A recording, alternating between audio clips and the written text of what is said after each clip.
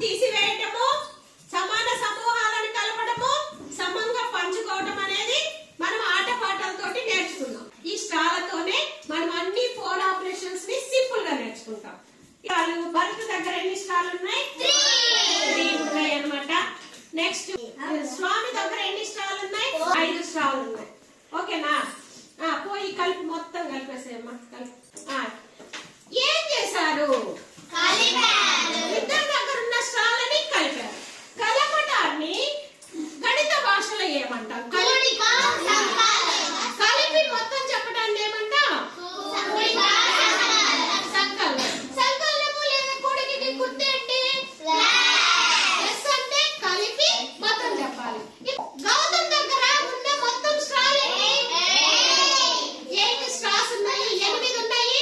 8 నుంచి కొన్ని వాళ్ళ ఫ్రెండ్ కి తీసిస్తాడు. తీసియమ్మా, మీ ఇష్టం వచ్చిన తీసి. అక్కడ ఉన్న స్ట్రాలలో నుంచి కొన్ని స్ట్రాలను తీసి ఫ్రెండ్ కి ఇచ్చేసాడు. తీసి ఇలాగా ఇవ్వటాన్ని మనము గణిత భాషలో ఏమంటాం? తీసివేత. తీసివేతకి గుర్తేంటి? అంటే తీసివేత అంటే తీసి ఇచ్చాక మిగిలింది చెప్పాలి. ఓకేనా? తీసి ఇచ్చి మిగిలింది ఎంతో చెప్తే దాన్ని ఏమన్నాము?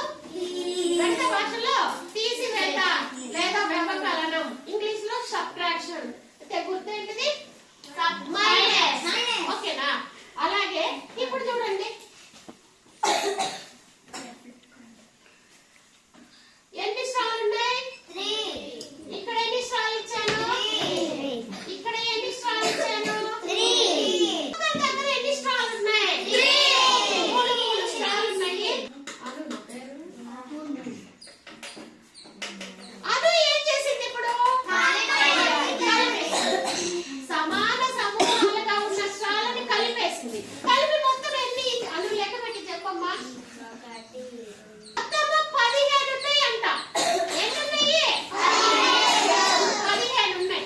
అయితే దీన్ని షార్ట్ కట్ లో మనం ఎలా తెలియజేస్తాము? ఇలాగా సమాన సమూహాలను కలిపితే ఏమంటాము గణిత భాషలో? గుణకారం. ఏమంటాము?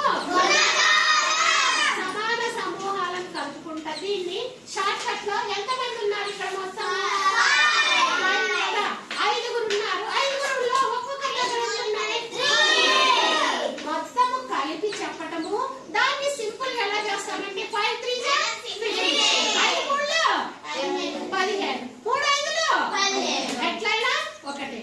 ఇది గుణకారం. గుర్తే. ఎన్ని స్ట్రాలు ఉన్నాయి? ఈ 14 స్ట్రాలని సమంగా పంచాలనుకుంటున్నాను. ఒక్కొక్కరికి ఎన్ని వస్తాయో మీరు చెప్పాలి. 14 స్ట్రాలు ఉన్నాయి. 14 స్ట్రాలని సమంగా పంచాలి.